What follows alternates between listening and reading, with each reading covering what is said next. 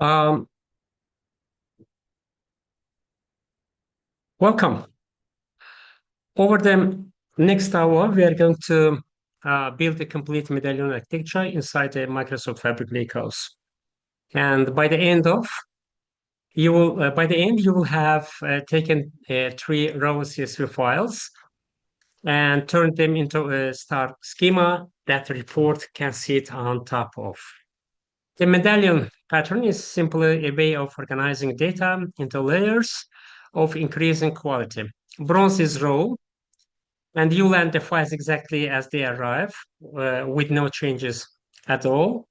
If something goes wrong later, bronze is your evidence. Silver is validated and cleaned. Types are enforced. Nulls are handled. And the audit columns tell you where each row came from and when it arrived. Gold is modeled for consumption. That means dimensions, facts, business names, and the shape a report actually wants.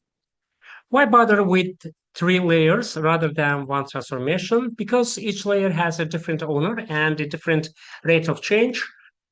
So bronze changes when the source changes. Silver changes when your data quality rules change.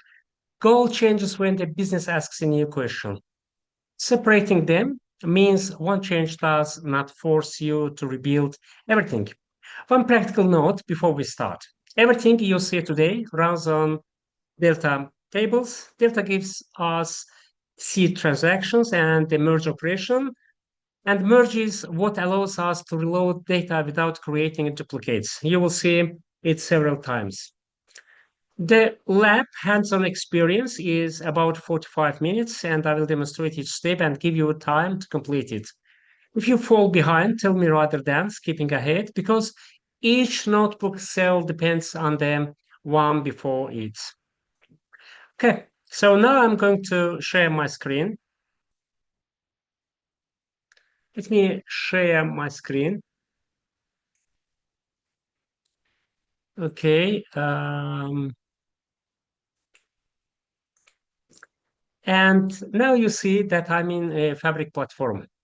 Here I have used my credentials and I have signed in. The first step is creating a workspace because we need somewhere to work. In Fabric, everything lives in workspace, and workspace is attached to capacity. The capacity is what pays for the compute. So if the workspace is not on a Fabric capacity, nothing we do today will run. I'm just going to also share the link where you can find the link for folders where all the three files are going to be located. And also I'm going to share a link, just from where you will be able to, copy all the codes, SQL codes that you are going to, that we are going to, just, use, right? So I'm going to paste them. Okay, now you can find it in the YouTube. So and I would like also to be sure that everything is okay on my side. So I need it. Okay. So yes, I hope everything's okay. Right. Great. Okay. So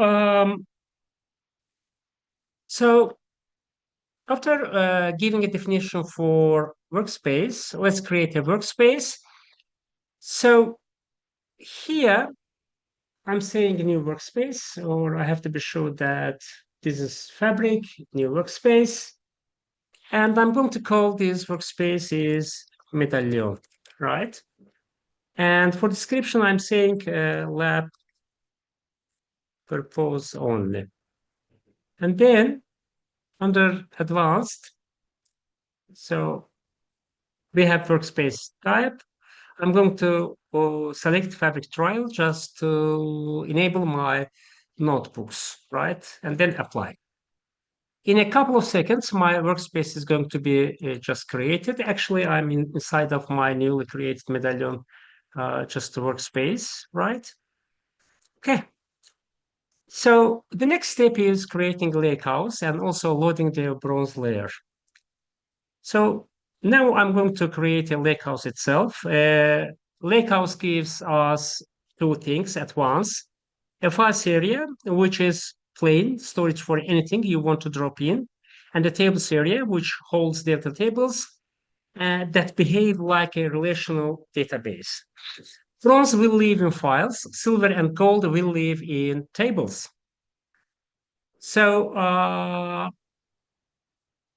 also, actually, I have provided you with the link where you can find the files that I'm going to load now.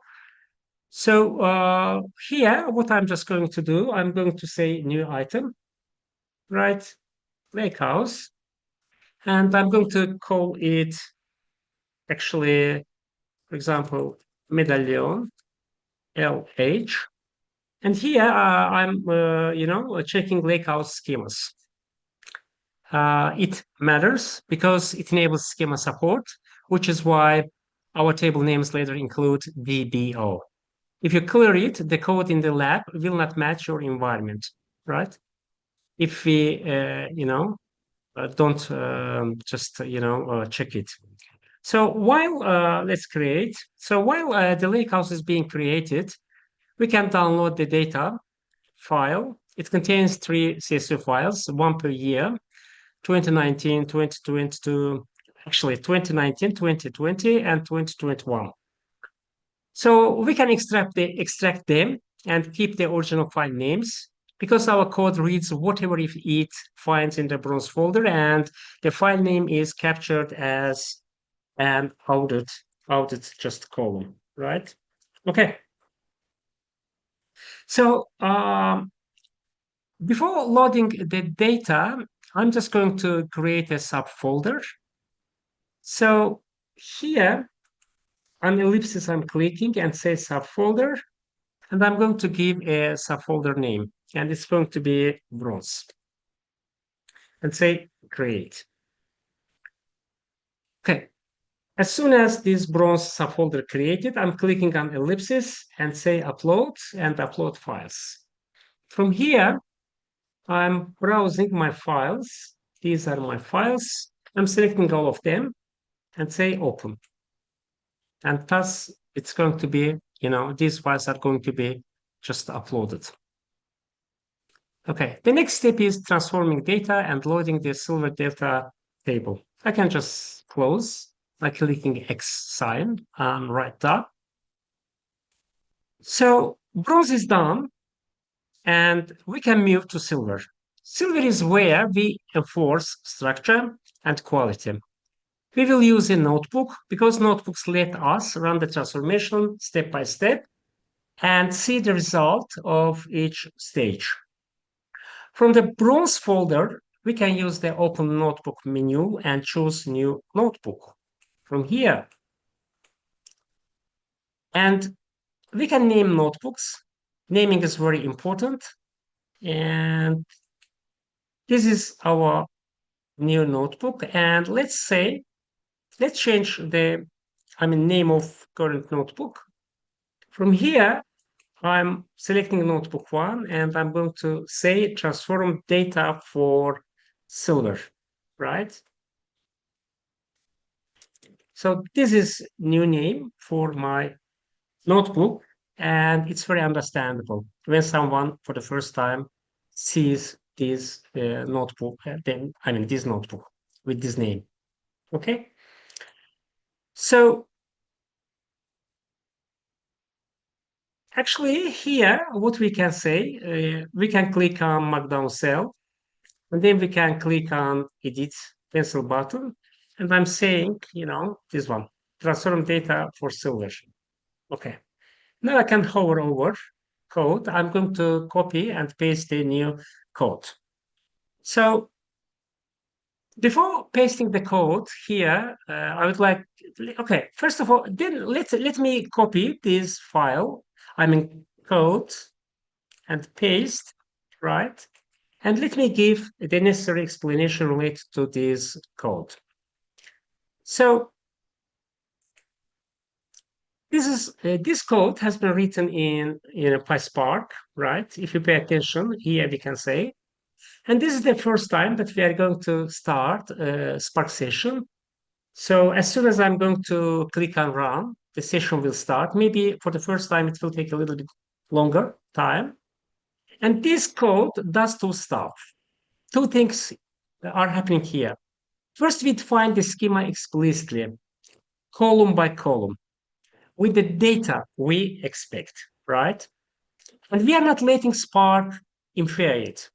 Inference reads the data twice. It's slower, and it will happily decide that the quantity column is string because one row is malformed. On a production pipeline, you always declare the schema. Second, we read every CSV file, right? From here, files, bronze, and this site, start site, right? Multiplication. So it means all the files from the bronze, right? So, and virtual Spark, there is no header row because there is not one. Header false. Okay. The display command then shows the, as soon as let's click on row. And so actually Spark session is starting, right? And it takes a little bit more time. So, and as of the next session, it will be faster. So here we see the output, right? These are our just output. Okay. So this display command shows us the first 10 rows so we can confirm the data landed correctly. You see? Right. Okay, perfect. So now I'm going to add the columns that make these the silver layer rather than a copy of just bronze, right? Okay, so file name records which source file each row came from using the input file name function. So is flagged marks orders that fall before the fiscal year we can care about. Created TS and modified TS are audit timestamps, so we can always answer the question, when did this arrive, row arrive? So just before, instead of talking theoretically, it's better always just to copy the file and paste, I mean code and paste it here. Let's hover over code.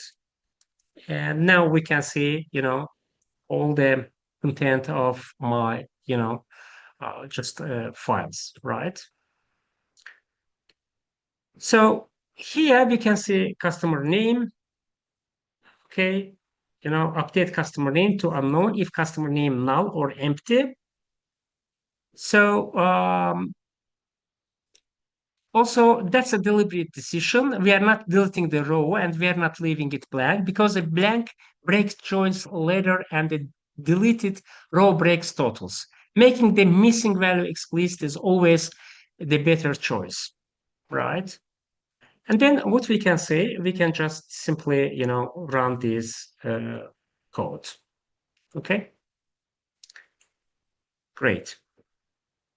So the next step is adding one more set of code block. So let's add it, and then I will give the necessary definition. So code and Control V. Just let's pay attention here. Okay. So we define silver table itself, right here. Silver table itself. So we note also that this is a create if not exists, which means you can run this cell repeatedly without harm. That matters in a pipeline that runs every just night. So let's look at the table name. Sales.dbo.silver, sales underscore silver, right? And there are three parts: the lakehouse, the schema, then the table. Okay. And that DBO part only exists because we kept the lakehouse schema checkbox selected earlier. This is for this reason, right? Also, notice that the column list matches the data frame we just built, including the 4 columns we added. Okay. So we can run the cell, then refresh the table section in the Explorer pane, and we can, after that, we have to see sales underscore silver, with a triangle icon on it. So let's just run. Okay, it's still running.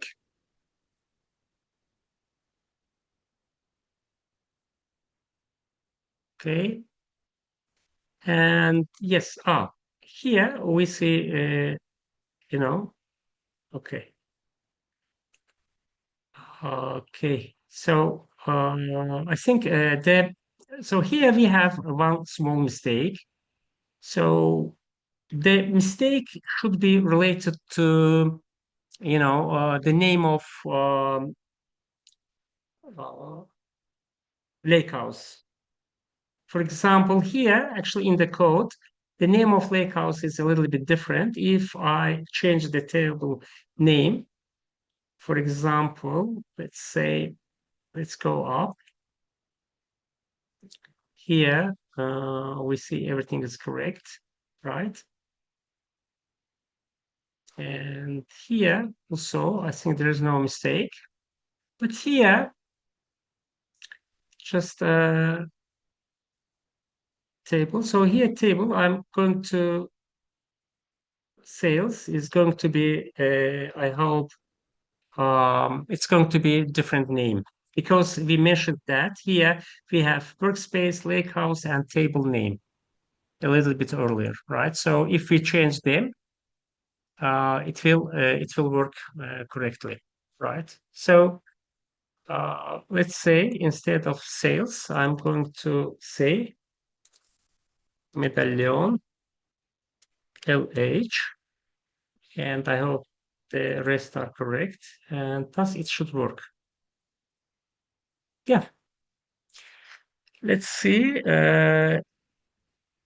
So it's very important always with, the names, right? And yeah.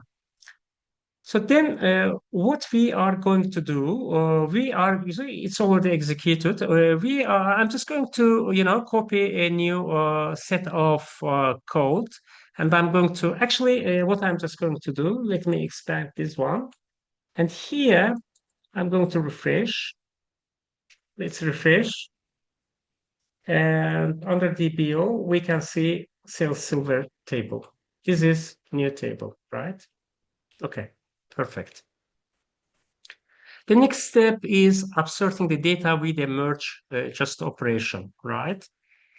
So first, I'm going to, copy the set of codes. By the way, once again, you can find these codes um, from the link that I provided in YouTube chat, right? So here, let's say new code and Control V, paste. So let me give the necessary, explanation for this purpose. So the table exists, right? This table exists, right? So silver, but it's empty. And now we load it, and this is the most important cell in the notebook, so give it your attention. We are not using append. Append would duplicate every row the second time you run the pipeline. Instead, we use merge, sometimes called upsert.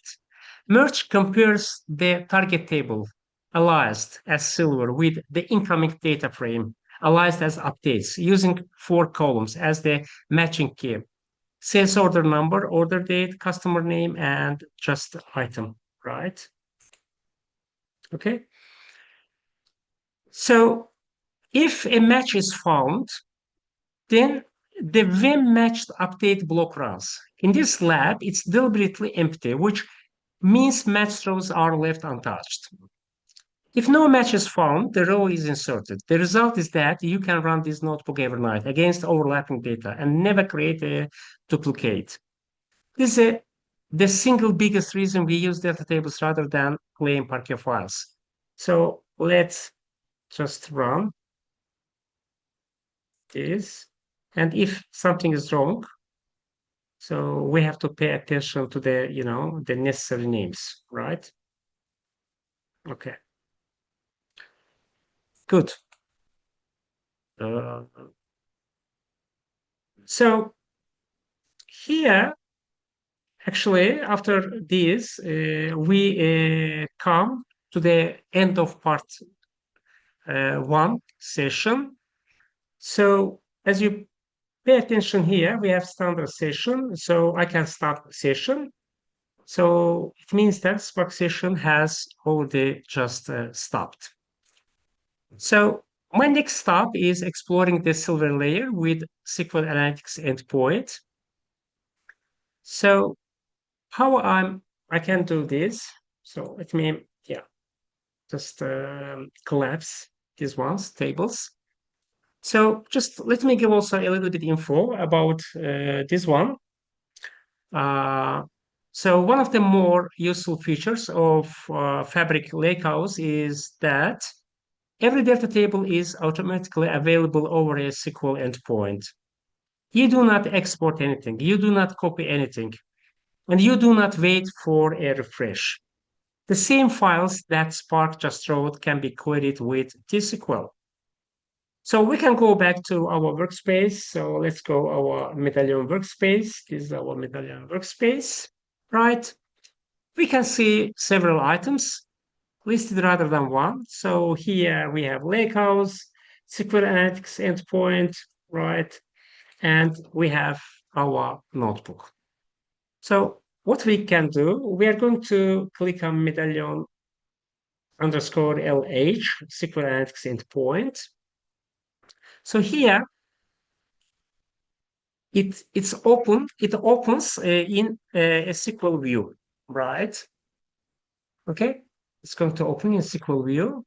So it means that we can apply some queries. For this purpose, either we are going to click on new SQL query or here. So let's click on here. This is our SQL query, first SQL query. And I'm going to run our first query that is about total sales by year. So at the end of the day, I'm going to display my years with total sales, right? So total sales means quantity times by unit price. So here we have 2 points. First, this endpoint is read-only. You cannot insert or update through it because writes belong to Spark. Second, it's genuine to SQL, not Spark SQL, to use top rather than limit. That single difference catches people out constantly. So I'm going to copy and paste my tsql command, right? So here, select year, order date as a year, cost sum quantity times by unit price plus tax as a decimal as total sales. From DBO, this is my schema, group by year, order by year, and I can simply run it, right? Okay. And this query calculates total sales for each year in the sales silver just table. Okay. So next is just about reviewing our customers who are purchasing the most in terms of quantity. So for this purpose, we can use the next, code, actually new SQL query, Control V. So here select top 10 customer name, sum quantity as total quantity from DBO sales underscore silver, group by customer name, order by total quantity in descending order. And we can just run it, right? Okay. We have to note that the SQL Analytics endpoint uses T-SQL syntax. If you are adapting queries from other SQL dialects, use top 10 instead of limit 10. Exploring at the silver layer is fine for a quick answer, but it's not what you hand to a business user. Every query has to know that item contains two facts joined by a comma, and that customer identity is a name plus an email address. That knowledge should live in the model, not in each query. So we built the gold layer. So the next step is about transforming data for the gold layer, right? So what I'm just going to do, I'm going to build a star schema, three dimensions, date, customer, and product, and one fact table for sales. We will use a separate notebook. You could do all of this in one notebook. But splitting bronze to silver from silver to gold makes debugging easier and lets the two run on different schedules. So we create a notebook called transform data for gold. So for in the Explorer pane, we can add data items and then select. So first of all, let's just create a notebook. So here, let's go to medallion. Um, this is our medallion. Yeah. Uh, just workspace. Okay. So what we are going to do, we have to just, let's open this lakehouse, right? And here you can say notebook and new notebook. And I'm going to call my second notebook, from here, like it's going to be transform. Okay, and it's going to be just say transform. It's going to be data for gold, right? Data for gold. And I can click anywhere. And this is my, second, just say notebook, right? This one. So what we are going to do,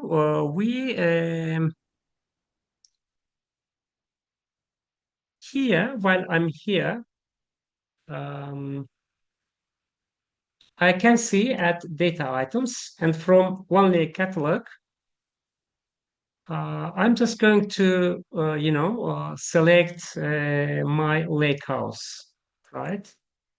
Or this one. Just to be sure that you are going to select a lake house, if I click on here, I will see whether it's going to be lake house or just semantic model. So let's see. It's analytics endpoint actually. So it means that it's not the case, and it has all the necessary connections, so it's connected. So I'm here, no need to connect with data. So what I'm just going to do, if there is no connection, I can just, say add data from one layer catalog. I can select the necessary part. Actually, this is say, it says that it's not connected. So what I'm just going to do, I'm going to once again to workspace, and from here, let me just, okay, yeah, this is like this. I'm going to my medallion workspace, and what I'm just going to do, I'm going to uh, let me also click all of close all of them from medallion. I have my, yeah, medallion lake house, and also I have my, yeah, cold one, right? This one. Okay, data items. Lake. Actually, there is a connection, not connected, it says. So let's refresh and be sure that it's connected. So it's not. What I'm just going to do, I'm going to remove. Yeah. Now I'm in the transform data for gold. I can say add data items from one lake. And here I'm going to check the first option to be sure that it's going to be lake house. So it's lake house. It means that I'm going to select the first one and say connect, right? And the connection should be done, right? Okay. So here under DBO, I have to see this one, sales silver, right? Okay. So after adding the lake house, after getting connected with lake house, I'm going to copy and paste one code block. Uh, so for this purpose, I'm going to remove this one, that paste new code, and I'm going to run, right? So new session is starting. Sometimes it's possible that we can get, too many requests for capacity error message. In this case, it means that, yeah, analysis exception, so sales DPO. So it means that here I have to change the name to medallion LH, right? And let's once again, if I see, too many requests for capacity kind of matches, session is ready, by the way. So it means that I have not stopped the previous session. So I have to go back to the first notebook and I have to stop that Spark session there. Okay, so just we are going to start with date after this running this code because it's the simplest dimension and it shows the pattern clearly. First, we create a table with 6 columns, the date itself, then day, month, and year as integers, then 2 string columns for display formats such as Jan uh, dash 2021 and 2021-01. So why store the same date 6 ways? Because a report needs to sort by year and month numerically while displaying a friendly label. Doing that once in the dimension is far cheaper than doing it in every, visual. So after copying and pasting the necessary set of code block, we will run it. Then we will build the data, frame. So let's copy and paste. This is my code and say run. So here we have to pay attention to some points.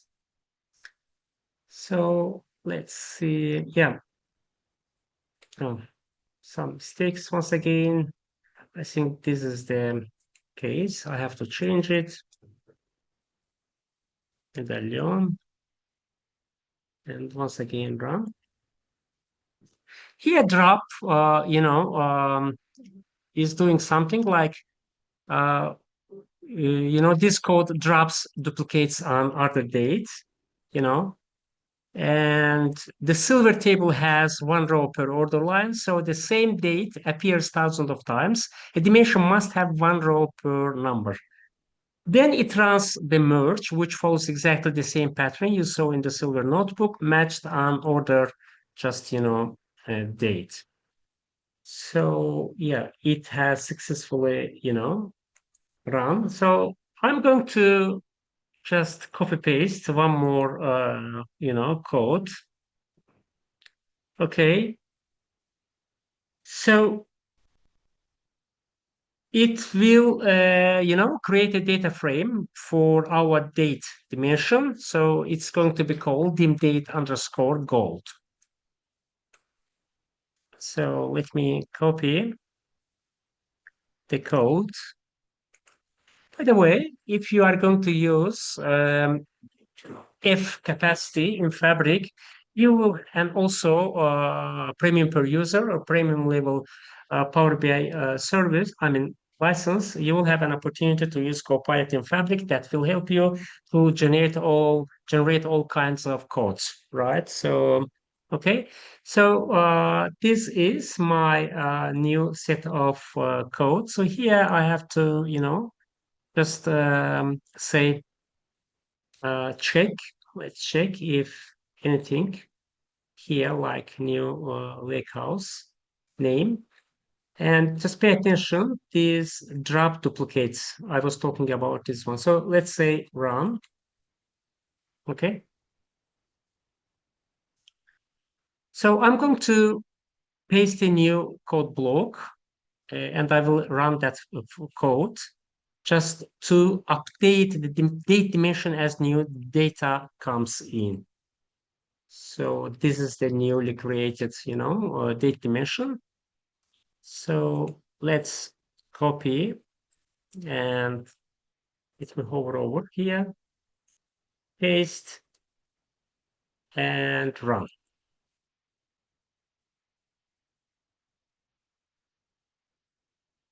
So customer is now I'm also going to build a customer dimension. We know that customer is more interesting because it needs a surrogate key. In the source, a customer is identified by name plus email address. That's a pure key. It's wide, it's text, and it changes when someone marries or changes employer. So we generate an integer key for our own. First, let's create the table, then build the silver data frame, drop duplicates on name and email, then split the name into first and last on the space character. Now look carefully at the key generation cell. So first of all, let's copy and paste and let's talk a little bit later.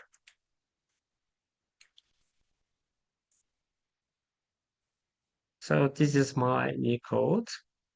Control V. Here, I hope I should change this name. LH, right, and say run. So let's look carefully at the key generation, cell. Read the existing call table, find the current maximum customer ID, and use coalesce with zero so that an empty table gives us zero rather than null, right? Okay. And then we do a left anti-join, which keeps only the customers that are not already in gold. Finally, we assign new IDs, starting from the maximum plus one.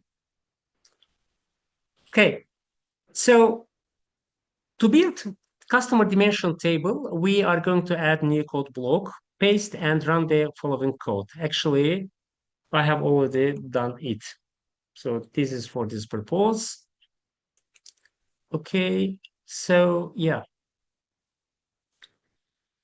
Okay, so in new code block, I'm going to add and run the one more code just to drop duplicate customers and select specific columns and split the customer name column into first and last name columns.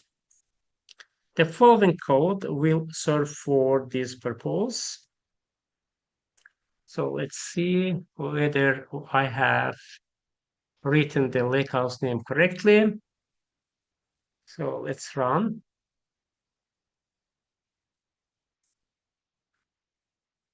And yeah, that works perfectly. And the next one is just, creating the ID column for our customers. And for this purpose, I'm going to run the following code. Let me also check it once again. Yeah, here I have to change this name. house, right, and run. Okay. So now we can ensure that our customer table remains up to date as new data comes in. And in one more code is going to be, you know, run, right? So let's run that one. Okay, cold head. Actually, let me check this one. Yeah, it's correct. So I'm going to copy paste one more set of code. Control C, and here the code, Control V. And let me check also once again to be sure that the lakehouse name is given correctly. Let's run. If anything is wrong, I will see it and I will find it. Okay, but it's successful. So I'm going with one more, code, and I will give explanation a little bit later. So here it's about repeating those steps to create our product dimension, right? And we know that as customer, product also follows the same pattern with one extra transformation. In the source, the item column holds two facts in one string. For example, road dash 250 red, comma 52. So the first part is the product name, and the second is a size or variant. We split one comma space, take the first element as item name, and then the second one as item info. And using a when clause so that a product with no variant gets an empty string rather than a null. So let's run. Here actually I forgot. Let me change it. Right. Yeah. And let's run once again. Okay. Now I'm going to add one more code just to create a product silver data frame. In the code, Control V. Let's check once again and run. Yes. So here we can see the outputs, right? So now we can create IDs for our dim product underscore goal table, and we can add the following code just for this purpose. So yeah, let me delete this one. Here also I'm going to change the name, right? And I run this code.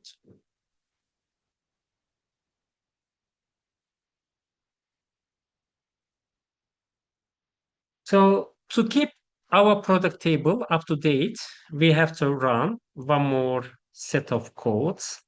Let's run it. Codes, Control V, and tables, team product code, everything is okay, and run.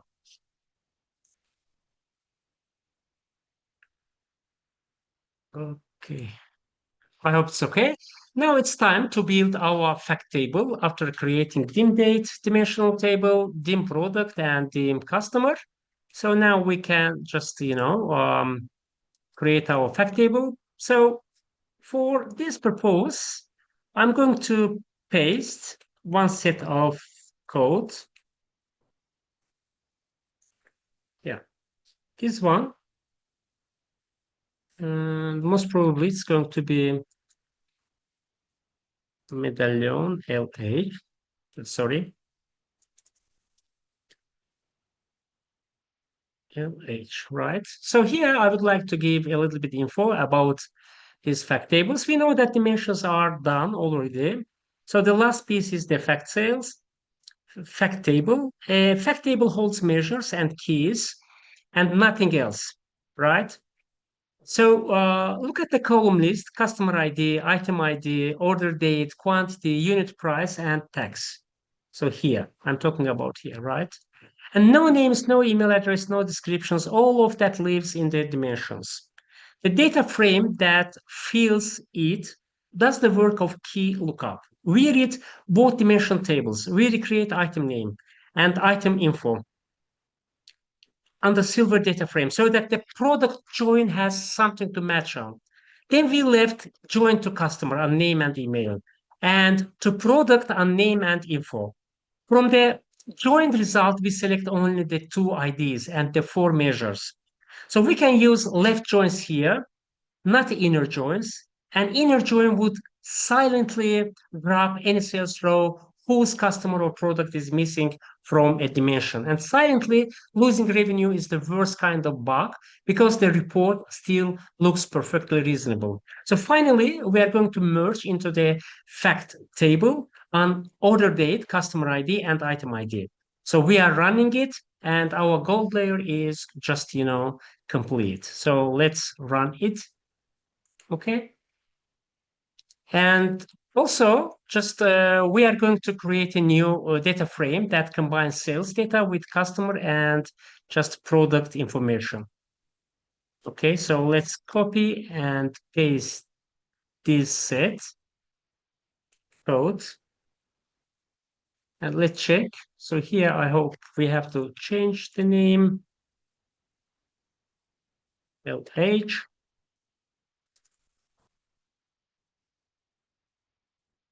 Okay, I don't know. It's something wrong. Now it will be correct.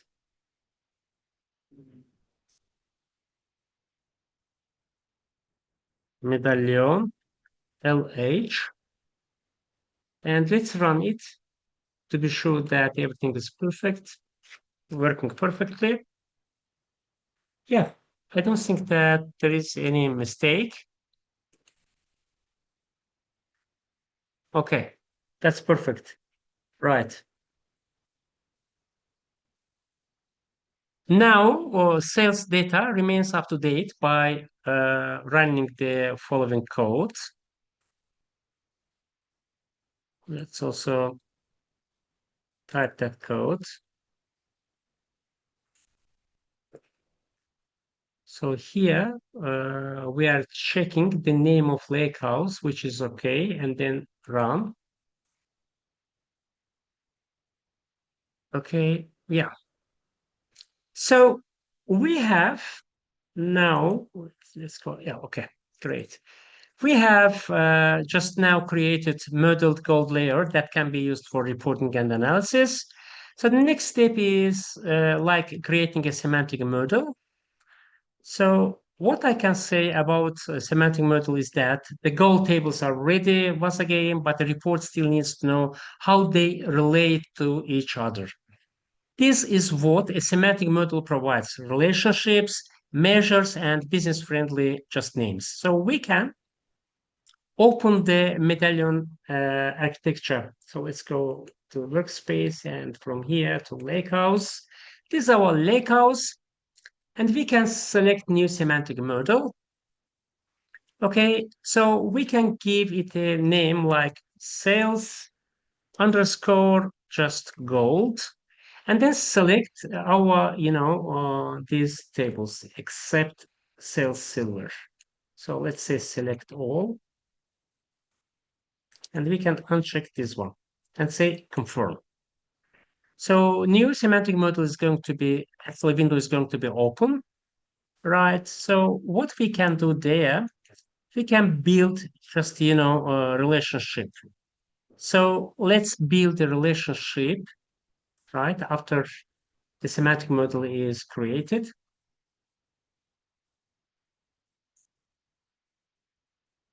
Okay. Yes. So here it is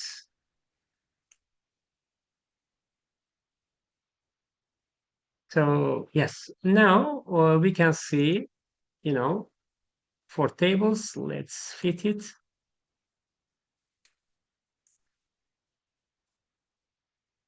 Okay.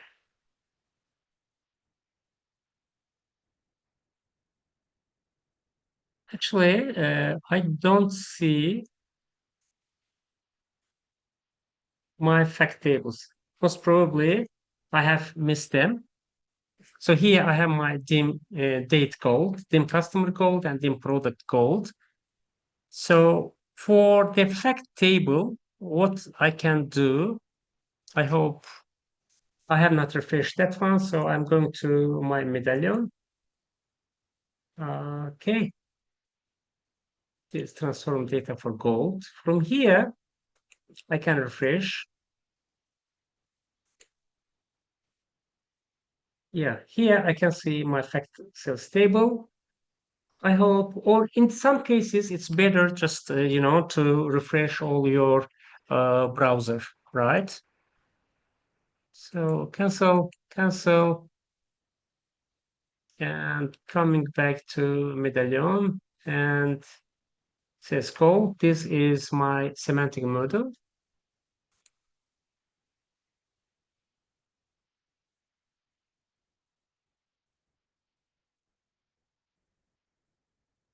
It's very interesting that I don't see my fact table. So let's refresh.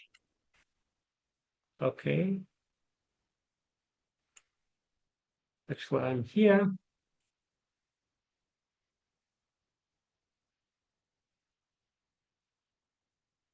Again, I'm going to, yeah.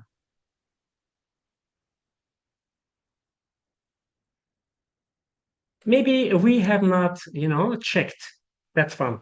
So that's the reason. So I'm going to once again to this medallion and from here, let's open our workspaces. So this is my workspace. I will do it once again because it's the reason, most probably. So here I'm deleting this semantic model and I'm going to my workspace. Actually, I'm there. And here I'm opening this lakehouse. And in lakehouse, I have my new semantic model. So let's say sales gold.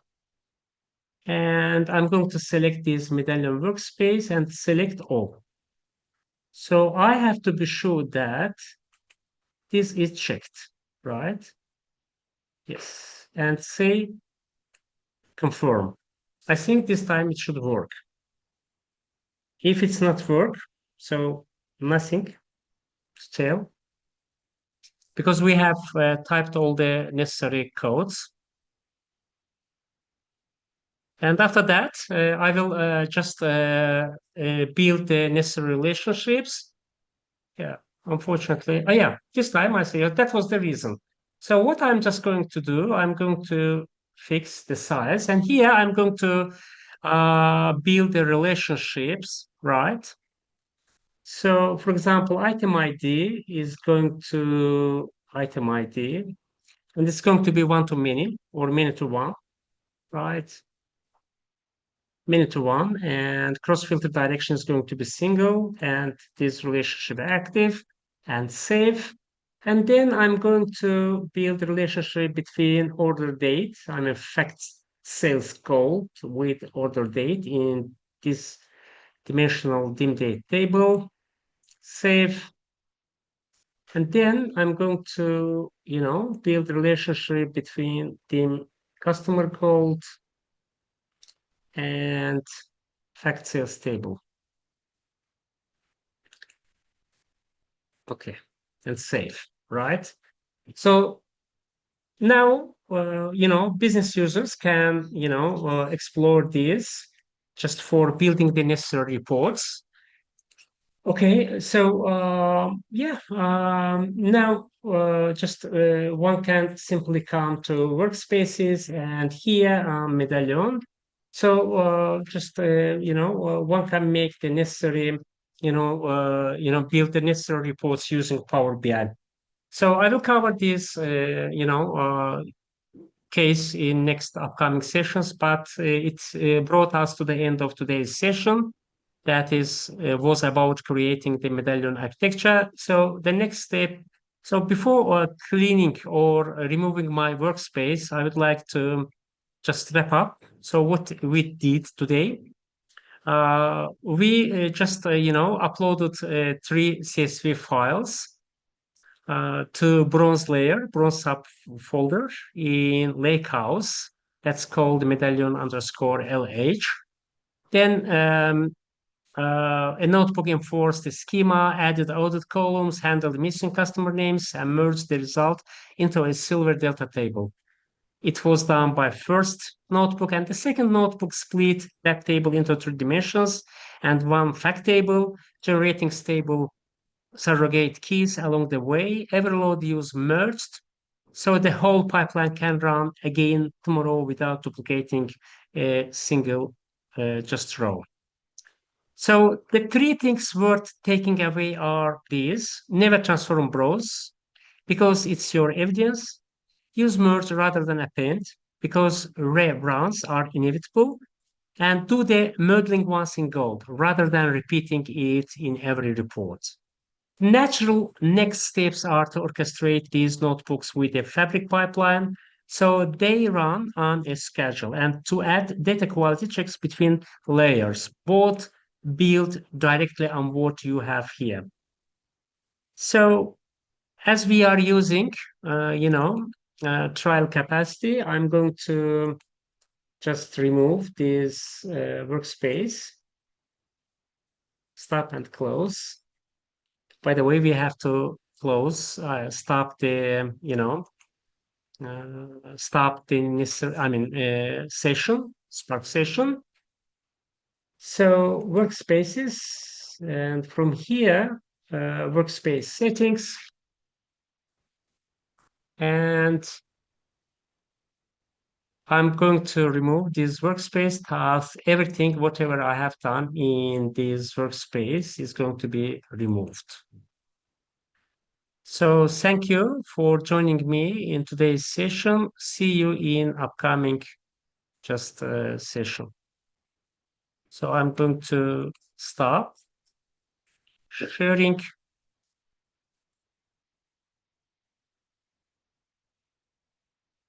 I hope, yeah. So let me stop sharing once again. So thank you.